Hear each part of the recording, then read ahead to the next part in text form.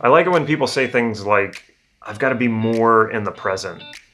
My question to them is, how did you get out of the present to begin with? Have you ever felt lost, like you don't have a sense of self or you don't have a sense of your identity, or if you do, you don't really feel like you know what that is, you don't really know yourself? That can be a really scary thing to deal with. And sometimes it's not just so much that it's scary, it's just that feeling of lost. You kind of don't know what to do next with your life. But before I get into this, if you find yourself liking this video, make sure you give it a thumbs up and make sure you click that subscribe button right down here so you can get these videos on a regular basis. And most importantly, make sure you check that description box right down here. We are going to be doing a free live training coming up next week. I'll explain more about this free training later in the video.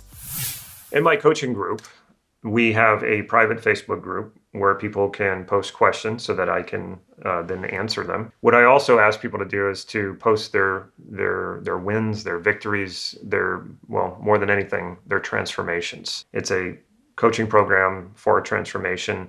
So when you have one, when one of my students has one, I ask them to please post it so we can celebrate that with them. It's a really nice thing to be happy for someone else for their own transformations. When I first started doing self-concept work and I was having my own transformations, it was the most amazing thing that I could do this with precision. And I thought, okay, well, now it's time to try it with other people. And so started working with other people using this model and realizing that, I can't have my own transformations like every day.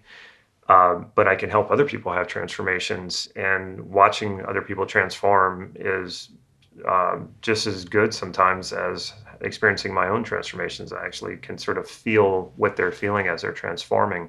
It's a wonderful experience if you're a coach or a teacher. So when people do post their transformations in this Facebook group, I'll often respond to them, welcome home. And I could tell that, some people get kind of emotional whenever I respond that way, because that is very much the feeling that comes with transformation. When you're transforming into the person who you most value, transforming into the person who lives in alignment with your highest values, who isn't just chasing the things that you value, but you actually experience yourself as what you value. Not only is it an empowering and amazing feeling, but you kind of realize that was already right here. Like, there's nothing new that you found.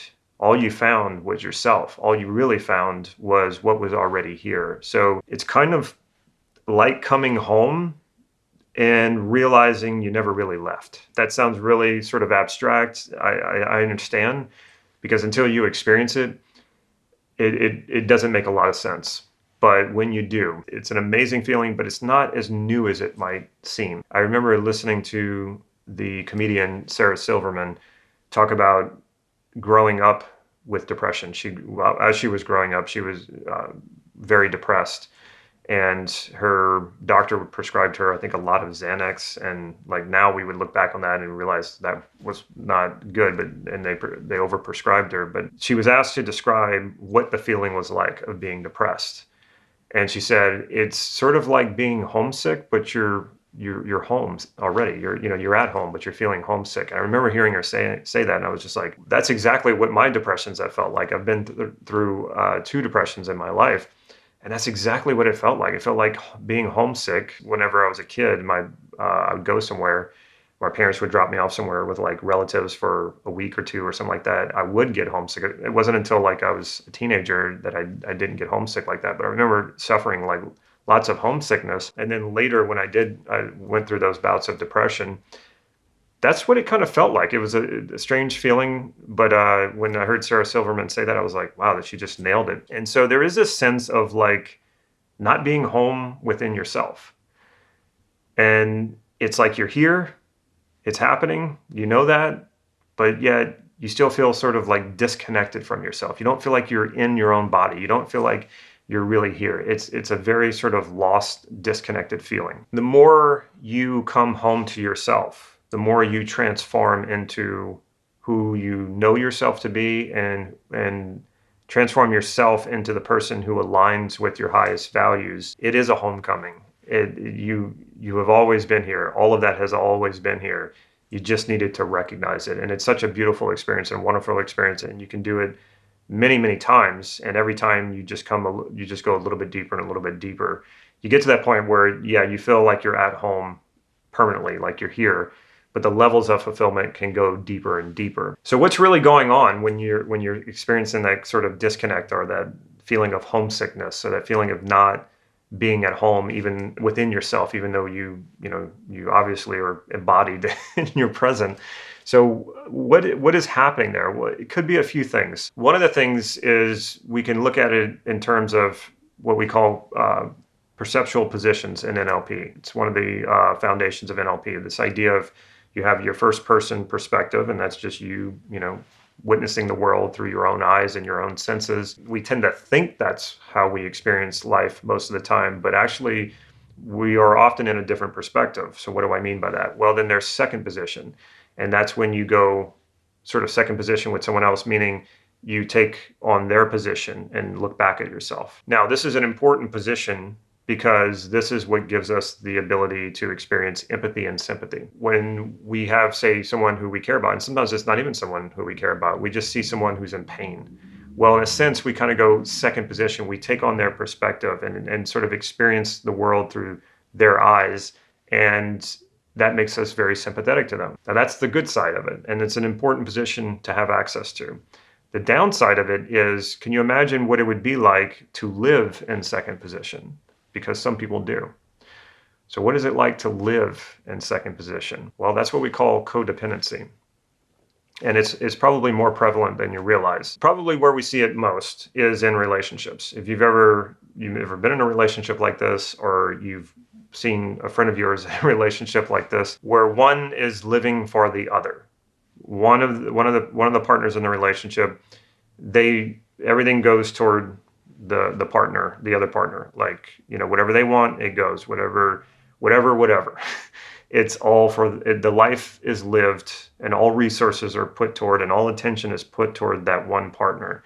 Well, that's the one partner who's doing that, who's living for the other person. They're constantly in that second position of their partner. Now, ultimately, this is a destructive relationship. It's not good for either person, even though the person receiving all that focus of attention may enjoy it. Ultimately, it's not very good for them either. It can be very destructive for them as well. In fact, it often is. Anybody who would want to be in a relationship like that, or gravitate to those types of relationships, typically have some other issues going on in general. So it's just not healthy for either person. So check in, are you doing that? Now, the other way that I've seen people live codependently or live in second position is parents doing that with their kids. For a lot of people, it seems like, well, you want to give a lot of attention to your kids, and you want to make sure that they have everything they need. And yeah, all that's true, but you also need to have your own identity. You also need to have a sense of self for you. And it's good to be able to go second position with your kids and kind of understand their world, but not to live there, because you can become codependent with your kids, and it's not healthy for them, and it's certainly not healthy for you. So you want to check in. Are you living your life for someone else? And if so, this could be one of the reasons why you feel like you've lost yourself, or you have a lack of self. Another possibility can be observer position, or what we call third position. Are you living life as an observer, or are you fully engaged in living your life from that first person position? A lot of people are living as an observer. A lot of people are living in third position being sort of an outside neutral position. We call this disassociated. When we are growing up and we experience some sort of emotional pain, possibly even physical pain, we can sort of pop out of ourselves and observe ourselves, or observe the situation, but not really be in ourselves. I see this a lot probably when I'm around my kids and their friends. I see this a lot in boys. They tend to be sort of disconnected, whereas the girls tend to be socializing a lot. And of course, it's not a gender specific thing. It happens for both people. But when you see people who kind of like zonk out and in a sort of in a daydreaming state, and they're kind of just like their eyes might be staring off at something, but you can tell that it's an empty stare. They're not really focusing on anything. They're kind of what we would say inside their head. That's often that sort of disconnected third position. A good reason to go third position is if you are feeling stuck in a problem and you can't figure it out. If you pop out of yourself and kind of take like this disconnected perspective of it, sometimes you will find the answer. If you are in a lot of pain For temporarily, it can be good to disconnect. When I go to the dentist, I have really sensitive teeth. I have good teeth, so I'm not like, needing a lot of work on it, but they do have to go in there and scrape your teeth, and I'm super sensitive to it. So I just completely disconnect. I go third position. I'm in a different part of the universe and until they're done. And it just helps me cope with the sensitivity of my teeth. This third position can be a very useful position. But what happens to a lot of people is because it feels like a safer place to be, like, I don't know, if someone was yelling at you, if you were at work, or someone, your boss was fussing at you about something, or your spouse was fussing at you about something, it can be really easy to just kind of check out and go third position. And so it doesn't feel like you're taking that directly. You're not taking that heat directly. So what a lot of people start to do is they just kind of go third position all the time. They disassociate all the time. And so much of their life is lived in that sort of disconnected state because it feels safer. Now, what do you think are the consequences of that? Well, you live a very sort of disconnected existence, and you don't really have a strong sense of who you are, and you don't feel like you're at home because you're kind of not. You're sort of outside of yourself. So you can recognize when you're in these positions if you're paying attention, and then you can say, okay, well, I'm going to come back to this first position. I'm going to embody, I'm going to be in my body here and now, and paying attention to what's going on around me. And one way that you can help yourself do that is to like look around and notice different colors, or you can even touch, your fingers together, touch the floor. If you think about mindfulness exercises, that's basically what that does, is it helps you get back inside your body. It helps you become more first position. And then of course the therapeutic effects and the meditative effects are there. Well, that's kind of what it means to sort of come back home to yourself. So mindfulness can be a really good practice for this. So you want to come back to that first position. You want to live your life from first position with having the other positions available to you. You want to have those choices. You want to be sympathetic and empathetic to people. You want to have that choice available to you. You want to have access to that. And you want to be able to, at times, pop out of yourself, disconnect, observe a little bit. You want that available to you. You just don't want to live there. So you don't want to live in the second position or the third position. You want to live in your first position, in your home. You want to be at home and learn to be more and more comfortable with that. And that will serve you so much better than disconnecting and going into second or going into third position and living from those positions. You want to be able to jump into them, jump out of them, come back to now, and gather up that information. These other perspectives do have valuable information a lot of times, so it's good to sort of gather up that information and bring it back to you. But you want to live from first position. You want to be more present within yourself here and now. So ultimately, the best thing to do is to know what is important to you, which is a lifelong process. I talk a lot about value solicitation. That helps you get clarity about what's important to you. But you got to take action.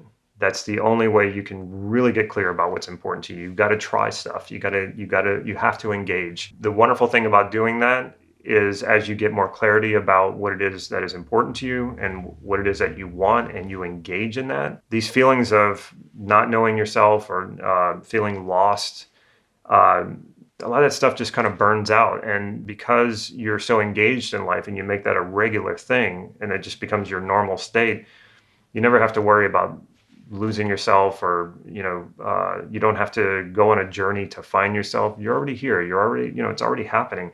Life is already happening. I think about some of the great experiences I've had in my life. I was just thinking about one where I was at a concert, and I think I was 17 years old, and a friend of mine had actually hit me up to go to it. I said, well, actually, I'm already going, and I'll try to meet you there. And I was crowd surfing, and I hadn't seen my friend the whole time, and I was crowd surfing, and I fell down, and I felt somebody kind of pick me up off the ground.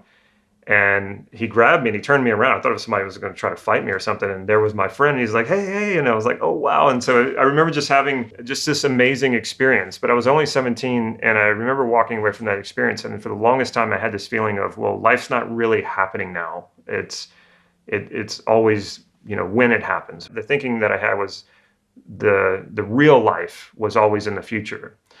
And I kept doing that for the longest time. And so I felt kind of disembodied. I did have amazing experiences, but I wasn't allowing myself to live it through now. I was always thinking in terms of, well, I'm not there yet. And I remember getting into my mid 30s and I was like, okay, I think I'm here now.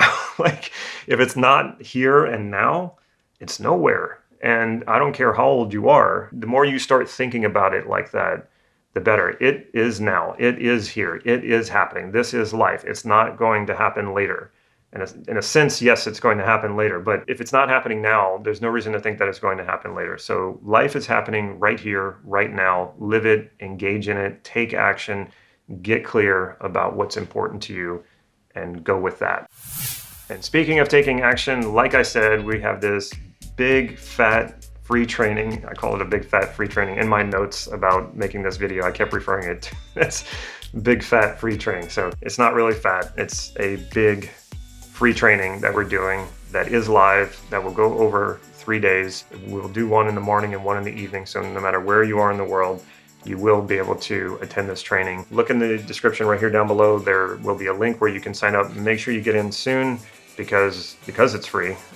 We usually do fill up, and it would be great to have you there and attend. And we will take a much deeper dive into this, how to become fully embodied, how to really transform into the person you want to become, the person who you value. And so when you do that, you feel good about yourself, you feel confident, and you're not afraid to make mistakes. You're not afraid to fail. You go out there and you succeed. You become bolder. And overall, you just create a much more fulfilling and happy life for yourself. So this is where it starts.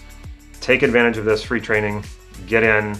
Like I said, it is live. It will be interactive. I will be answering your questions. You will walk away with a plan, but more importantly, you will walk away feeling different, feeling better, feeling more at home.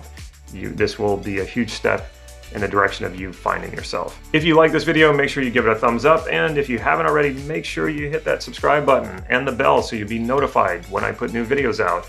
And last but not least, if you can think of a friend or a family member who would really benefit from this video, make sure you share it with them.